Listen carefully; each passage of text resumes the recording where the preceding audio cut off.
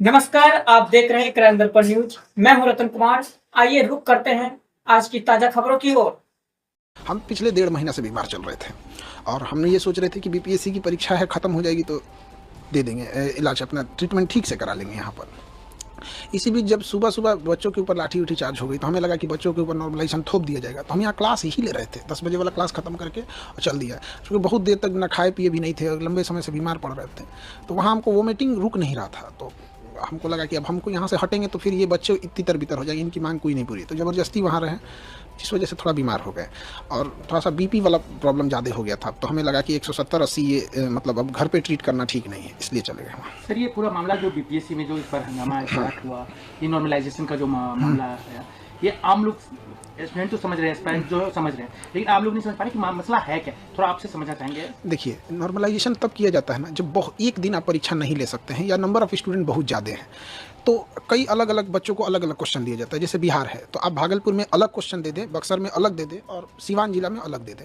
इससे क्या होगा कि 3 अलग अलग पेपर देंगे, आप हम ही को दीजिए वो तीनों पेपर, तो हम खुद किसी में ज़्यादा नंबर आएगा, किसी में कम आएगा। मेरा खुद का तीनों में ज़्यादा नहीं, एक जैसा नहीं आएगा। ये फार्मूला मैथ पर लागू होता है।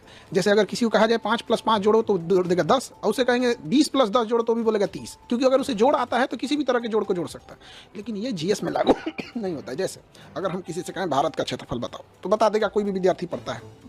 लेकिन अगर किसी दूसरे बच्चे से यही सवाल पूछा जाएगा कि तुम मंगोलिया का क्षेत्रफल बताओ, नहीं बता पाएगा। लेकिन कंप्यूटर कहेगा कि दोनों के क्वेश्चन का लेवल एक है, क्योंकि दोनों में क्षेत्रफल पूछा गया था।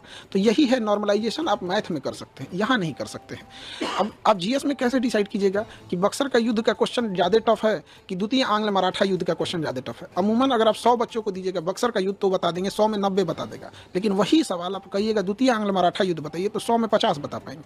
तो बच्चों के साथ ये भेदभाव न हो, ये गणित में सक्सेस है। बिहार में यूपीएससी कोई राज्य नहीं लागू किया, क्यों ना यूपीपीसीएस में है ना कहीं पे, ना ही यूपीएससी ने लागू किया। यूपीपीसीएस ने आरओ में लागू करने की कोशिश किया था, बहुत ज़्यादा हंगामा हुआ, बाद में ये चीज़ें को वापस लेना पड़ गया था उन लोगों को। तो आयोग को भी समझना चाहिए, जब यूपी में नहीं हुआ तो यहाँ क्यों लागू कर रहे हैं। दूसरा, केवल 4.25 लाख बच्चे फॉर्म भरे थे, तो भी कोई औचित्य नहीं बनता है। एक होता है कि आपके पास 1 करोड़ बच्चे फॉर्म भर दिए, आप एक दिन नहीं ले सकते हैं। जैसे रेलवे में नॉर्मलाइजेशन करने का एक ही कारण है कि उनके पास नंबर ऑफ स्टूडेंट ज़्यादा है, बस यही। सिंगल शिफ्ट और ये जो एक ही पाली में एक ही क्वेश्चन पेपर वाला जो मसला है, उसके पीछे क्या रीजन है। देखिए, अब जैसे कि आयोग की ओर से कहा जा रहा है कि हम एक ही पाली में परीक्षा लेंगे। देखिए, एक ही पाली में परीक्षा लेने के बाद भी नॉर्मलाइजेशन हो सकता है। आप सिंगल पेपर लीजिएगा और अलग अलग जिले में अलग अलग क्वेश्चन दे दीजिएगा। दूसरा, एक सबसे बड़ा इसका कारण क्या है, आयोग खुद डिसाइड करता है वो किसका जवाब देगा, किसका जवाब नहीं देगा। उसे स्टूडेंट के टेंशन से कोई मतलब नहीं है। जैसे ये सितंबर में परीक्षा होने वाली थी, फिर बाढ़ वगैरह के कारण नवंबर गई, फिर दिसंबर गई। शुरुआत में एक नोटिफिकेशन जारी किया गया, पूरे अखबार में चलाया गया कि 38 जिले का क्वेश्चन अलग अलग रहेगा। ये 2 महीने से बीपीएससी के टीचर और स्टूडेंट एक मेंटल ट्रोमा से गुजर रहे हैं। पहली बार होगा 38 जिला का क्वेश्चन अलग अलग हो जाएगा। आयोग का कहना है क्या कि इससे पेपर लीक नहीं होगा। तो एक पेपर लीक एक समस्या जैसी भयावह है, वैसे ही नॉर्मलाइजेशन एक भयावह समस्या। अब हमसे कोई कहे कि आपका दाहिना आँख फोड़े कि बायां आँख फोड़े, काहे फोड़ोगे भाई। तो आप अपनी व्यवस्था सही रखिए, पेपर न लीक हो यहाँ पर। उसके बाद हुआ कि नहीं 3 पेपर लेंगे। उसके बाद हम लोगों की मीटिंग भी बुलाई गई थी, तो उन्होंने हमें समझाया भी था कि देखिए नॉर्मलाइजेशन की प्रक्रिया ठीक है। हम लोगों ने कहा था ये मैथ के लिए ठीक है। अब जैसे साड़ी भारतीय ड्रेस है तो महिलाओं के लिए ठीक है। अब आप ये कहिएगा कि खान सर कह रहे हैं कि साड़ी एक भारतीय ड्रेस है तो क्या हम साड़ी पहन के हम घूमेंगे। आप समझिए, ये मैथ के लिए ठीक है, आईआईटी में लगाइए, हम वो पहले से लागू है, हम कहीं उसका विरोध नहीं कर रहे हैं। लेकिन जीएस के लिए लागू नहीं है यहाँ पर। तो आयोग इसका खंडन नहीं किया और सबसे बड़ा आग में घी का काम किया। 4 दिसंबर को आयोग ने एक नोटिफिकेशन जारी किया हर एक डिस्ट्रिक्ट मजिस्ट्रेट को कि हम आपको 3 तरह का पेपर भेज रहे हैं। और यहीं से ये आग फैल गई कि आप 3 तरह का पेपर क्यों भेज रहे हैं। हम लोगों ने कहा कि आप एक नोटिफिकेशन जारी कर दीजिए कि इन 3 पेपर में से किसी एक का ही प्रयोग आप सभी जिला में करिएगा। तो आयोग ने कहा कि हम नहीं बोलेंगे। तो हम लोग को मजबूरी में जाना पड़ा और वापस वहाँ से लौटे इसी आधार पे कि आयोग ने शाम को 7 बजे 8 बजे के बीच में एक नोटिफिकेशन जारी किया कि हम एक ही यूज़ करेंगे। हमारी बात खत्म हो गई यहाँ पर। सीधी सी एक छोटा सा नोटिफिकेशन आप ऑफिशियली दे देते तो कभी बवाल नहीं होता। एक शिक्षक से पूछिए, हम लोग चाहते हैं पढ़ाना, शांति से पढ़ाना। 10 घंटा 12 घंटा पढ़ाने के बाद इतना हिम्मत और होश नहीं रहता है कि हम लोग जाके सड़क पर जाके लाठी खाएं। लेकिन सर, ये कहना चाहते हैं कि आप केवल बीपीएससी नॉर्मलाइजेशन वाला पैटर्न तो नहीं अपना रही है, इससे पहले भी अपनाया गया है कई एग्जाम में। जो भी एग्जाम में अपनाया गया है उसमें 2 ही कारण रहे हों। या तो उस एग्जाम में ज़्यादातर प्रश्न साइंस या मैथ के रहे होंगे, जैसे आईआईटी हो गया, या फिर उस एग्जाम में 1 करोड़ से ज़्यादा बच्चे बैठे होंगे, जैसे रेलवे हो गया। तो जब बच्चे ज़्यादा बैठ जाते हैं तो वहाँ मजबूरी के कारण लेना पड़ता है। क्योंकि किसी राज्य की क्षमता नहीं है कि 1 करोड़ परीक्षा एक दिन में करा ले। और साइंस और मैथ में है कि वो नॉर्मलाइजेशन साइंस मैथ के लिए बना ही है। हमारे यहाँ ये दोनों चीज़ नहीं है। ना ही हमारे बीपीएससी में 1 करोड़ बच्चे हैं, 4.5 लाख बच्चे, उसमें भी एग्ज़ाम कितना दिए हैं, 3.5 लाख। तो आयोग के पास एक अनुभव होना चाहिए कि जितने फॉर्म भरते हैं वो सारे एग्जाम नहीं दे देते हैं। और दूसरा, हमारे यहाँ जीएस भी नहीं है। पेपर लीक की समस्या कितनी बड़ी समस्या मानते हैं? क्योंकि जब भी होता है बिहार में हल्ला होता है कि पेपर लीक हो गया, हर जगह से यू छापा मारना चालू करती है, कहीं पकड़ाते हैं कहीं पकड़ाते हैं, तो ये कितनी बड़ी समस्या है बिहार की? देखिए, ये इससे बड़ी समस्या विद्यार्थी जीवन के लिए कोई नहीं हो सकता है। इसमें सबसे ज़रूरी चीज़ क्या है कि जिस पे शक हो उस पे नार्को टेस्ट कराया जाए। क्योंकि कई बार ऐसा क्या होता है ना कि कोई व्यक्ति खुद नहीं इन्वॉल्व होता है, लेकिन जब उसको पता होता है कि यह व्यक्ति पेपर लीक करा रहा है तो वहाँ आँख बंद कर लेता है। तो ये भी एक तरह का अपराध ही है। तो नार्को टेस्ट कराएं मीडिया के सामने, और इसके लिए कैपिटल पनिशमेंट, फांसी की सज़ा रखी जाए, उससे नीचे कोई सज़ा नहीं। आप खुद गए थे या छात्रों ने बुलाया था? क्योंकि आपके ऊपर एक तरह से कहिए तो ठिकरा फोड़ दिया गया आयोग की तरफ से। कुछ राजनीतिक पार्टियां ने डायरेक्ट आपका नाम ले लिया कि ये जो सर हैं, ये लोग रंगा सियार हैं, यही लोग बच्चे को प्रभुक कर रहे थे।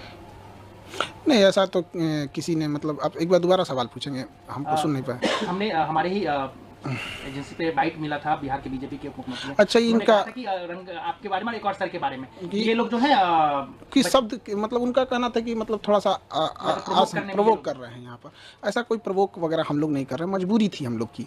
हम लोग कोई प्रवोक नहीं किया। आप गर्दनी बाग में जो बच्चे प्रोटेस्ट किए थे, आप पूछिए पुलिस से कि एक गमला भी तोड़ा है बच्चों ने, एक गमला भी तोड़ा होगा तो हम बच्चों की जिम्मेदारी ले लेते। उन्होंने कुछ नहीं किया यहाँ पे। तो हम लोग ने कोई भी प्रवोक नहीं किया था इस तरह का।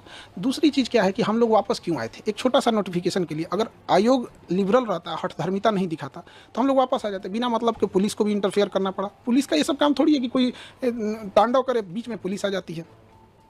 आप मानते हैं कि ठीक है, बच्चे हैं, उनका जब हक मारा जाएगा तो प्रोटेस्ट करेंगे, क्या और क्या करेंगे, क्या पता तो चलेंगे नहीं। लेकिन जब वो प्रोटेस्ट करने जाते हैं तो जिस तरीके से उन्हें ठंड में पीटी गई, दौड़ा के मारा गया, किसी का हाथ टूटा, किसी का पैर टूटा, ये बिल्कुल गलत है। वो बच्चे भी जो अधिकारी बने हैं लोग, वो भी एक समय में स्टूडेंट थे।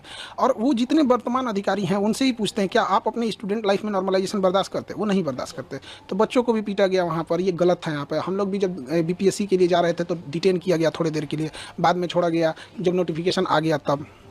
सर ये बताइए कि खान सर नॉर्मलाइजेशन को लेकर अब क्या करेंगे, आगे क्या करेंगे? अब ये 2024 पे तो नहीं हुआ, 25 में भी लागू नहीं होने दिया जाएगा। अब इसके लिए हम लोग जहाँ भी जाना पड़े, संबंधित अधिकारी जिनको अवगत कराएं इन सब चीज़ों से, यही हम लोग। पेपर लीक हुआ है सर? अभी यहाँ पे तो आयोग अपना प्रेस कॉन्फ्रेंस अभी दिया है। अब उसके में आगे क्या कर रहा है आयोग का, अभी पूरी प्रेस कॉन्फ्रेंस चल ही रही है उनकी। ये प्रेस कॉन्फ्रेंस आयोग का खत्म हो जाता है तब हम कुछ बता पाएंगे, क्योंकि अभी तो प्रेस कॉन्फ्रेंस रनिंग है। रद्द कर दिया गया। हाँ, ये तो अभी बापू परीक्षा परिषद वाला को रद्द किया गया है। आगे पूरी प्रेस विज्ञप्ति क्या आती है, अभी वो प्रेस कॉन्फ्रेंस रनिंग में है, तो हम अभी पहले उसको पूरा देख लेंगे तब बता पाएंगे। पटना एडमिनिस्ट्रेशन की तरफ से एक सीसीटीवी फुटेज जारी किया गया, उसमें दिखाया गया है कि एक सेंटर पे कैसे जो है कुछ स्टूडेंट जो है निकल जाते हैं बाहर। पटना पुलिस का कहना है कि यही लोग हैं जो पूरा अराजकता फैलाए, आतंक फैलाए। वो सीसीटीवी फुटेज पूरी तरह से जारी कर दिया जाए। हम लोग का भी यही मांग है कि पब्लिक को भी अधिकार होता है डेमोक्रेसी में। वहाँ पे अगर कोई स्टूडेंट अगर इस टाइप का, देखिए परीक्षा परिषद में स्टूडेंट तो मेरे ख्याल से इस तरह का नहीं करेंगे, लेकिन अगर वो सीसीटीवी फुटेज है वो तो जो होगा वो जांच का विषय है। वहाँ पर सीसीटीवी फुटेज पूरी पब्लिक को आ जाने दीजिए। अभी आयोग की मीटिंग, चूंकि प्रेस कॉन्फ्रेंस चल ही रहा है, खत्म हो जाएगा तो ही हम कुछ कह पाएंगे। सर लेकिन एक सवाल उठता है कि कुछ भी होता है बिहार में परीक्षा से रिलेटेड, छात्रों से रिलेटेड, तो खान सर का नाम आ जाता है। आखिर क्या रीजन है, खान सर का नाम घसीटा जाता है या जबरदस्ती आया जाता है? अब नाम के लिए क्या, हमारे पास सबसे ज़्यादा बच्चे हैं, हम कम फी में पढ़ाते हैं, तो ऑब्वियस बात है कि सबसे ज़्यादा चर्चा हो जाता है, यही कारण है यहाँ पर। एक चीज़ और सवाल सर कि आगे भी जितने आप पे आरोप लग रहे हैं, मतलब जो भी लगा रहे हैं, सोशल मीडिया के जमाने कोई भी उठता है, किसी के बारे में कुछ भी लिख देता है, तो क्या आप छात्र के साथ रहेंगे? हम छात्र के लिए मेरा जीवन समर्पित है। रही बात सोशल मीडिया पे, तो हर छोटा इंसान बड़े इंसान पे आरोप लगाता है। ये सोशल मीडिया का एक फैशन, एक ट्रेंड बन चुका है। अब कोई उठ के कहेगा कि नरेंद्र मोदी का भाषण हम ही लिख के देते हैं, तो नरेंद्र मोदी तो उसको क्लियर करने आएंगे नहीं, और वो तब तक चिल्लाते रहेगा कि हम इतने विद्वान हैं कि हम ही भाषण लिख के देते हैं। तो ये तो कोई बात नहीं ना होती है। अब आपकी तबीयत बिल्कुल स्वस्थ है? अब तो ठीक है, तबीयत ठीक है। एक चीज़ और सर कि कहा गया कि आपको जब हिरासत में लिया गया तो क्या आपके साथ किस तरह की जाती हुई? क्योंकि आप इसका अस्पताल चले गए तो लोगों को बहुत सारे सोशल मीडिया पे वीडियो वायरल हो गया कि आपके साथ मारपीट की गई है, आपकी तबीयत ठीक नहीं है, पुलिस के खिलाफ हमने देखा ट्रेंड बिहार पुलिस चलने लगी। नहीं, देखिए ये जो भी अफवाह उड़ा रहे हैं गलत है। पुलिस ने मेरे साथ कोई ज्यादती नहीं की। थोड़ी देर के लिए डिटेन रखा, जो लॉ एंड ऑर्डर के लिए पुलिस को करना पड़ता है, और वो पुलिस की, हम इसमें पुलिस का नहीं कहते हैं कि पुलिस ने गलत किया। पुलिस का जो कर्तव्य बनता उन्होंने उसको किया। हम लोग वापस इसलिए आए कि जो हमसे पुलिस स्टेशन में बताया गया कि आपकी बात मान ली गई, नोटिफिकेशन आ गया है। हमने कंफर्म करने की कोशिश की तो वहाँ नेटवर्क उतना नहीं था, तो लोगों ने बताया कि हाँ आ गया है। तो जिनका नॉर्मलाइजेशन जैसा मुद्दा था वो लोग वापस जाने लगे। पुलिस ने कहा कि वापस आप अगर जाएंगे धरना स्थल पे तो हम आपको FIR कर देंगे। तो फिर मजिस्ट्रेट साहब आए और उसके बाद डिटेन खत्म हुआ तो फिर वापस वहाँ से आए, तो धरना स्थल चूंकि सामने ही है तो पुलिस को ऐसा लगा कि अगर हम यहाँ छोड़ देंगे धरना स्थल पे तो ये फिर वापस धरना पे बैठ जाएंगे, क्योंकि पुलिस के पास ज़्यादा एक्सपीरियंस होता है, ऐसा हुआ होगा, इसलिए पुलिस ने कहा कि हम आपको धरना स्थल पे नहीं छोड़ेंगे वहाँ पर। तो फिर हमको अब कहीं भी उतार दीजिएगा तो हम नहीं ना, आप हमको गाड़ी में उतार के आप कहीं चले जाइएगा यहाँ पे, तो हम कहें सर आप जहाँ उतारिएगा वहाँ बोलिए, हम वहाँ हम अपनी गाड़ी मंगा लेते हैं यहाँ पे। तो उसके बाद डिटेंशन मेरा खत्म हुआ, मजिस्ट्रेट साहब आए और सीनियर जो डीएसपी मैम थी वो उनके आने के बाद ही डिटेंशन खत्म हुआ, क्योंकि जब तक कोई सीनियर नहीं आते हैं डिटेंशन खत्म नहीं होता है।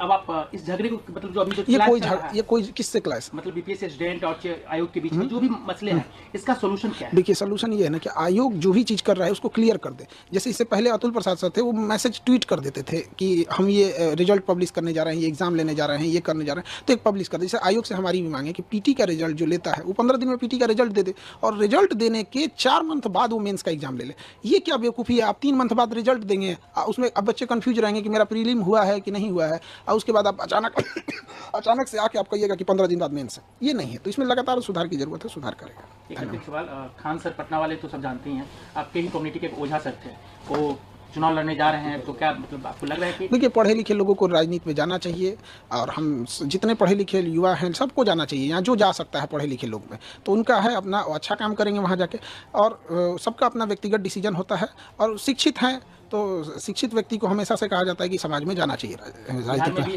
ऐसे मत कहा जा रहा है कि आपके बारे में भी, हालांकि हमको चुनाव ना नहीं लड़ना है, अब हम क्लियर कर देते हैं। 24 में लोग दिमाग खा लिए थे क्योंकि लोकसभा का इलेक्शन था, हम मना करते रह गए भैया हमको पढ़ाने से फुर्सत नहीं है, ये 25 का इलेक्शन जल्दी खत्म हो कि मेरा सरदर्द खत्म हो। जिसको लगता है जैसे लगता है राजनीति बहुत बड़का चीज़, मतलब क्या बताया जाएंगे कि नहीं जाएंगे, हम लोग जवाब दे दे के थक जाते हैं, लोग पढ़ाने से फुर्सत नहीं।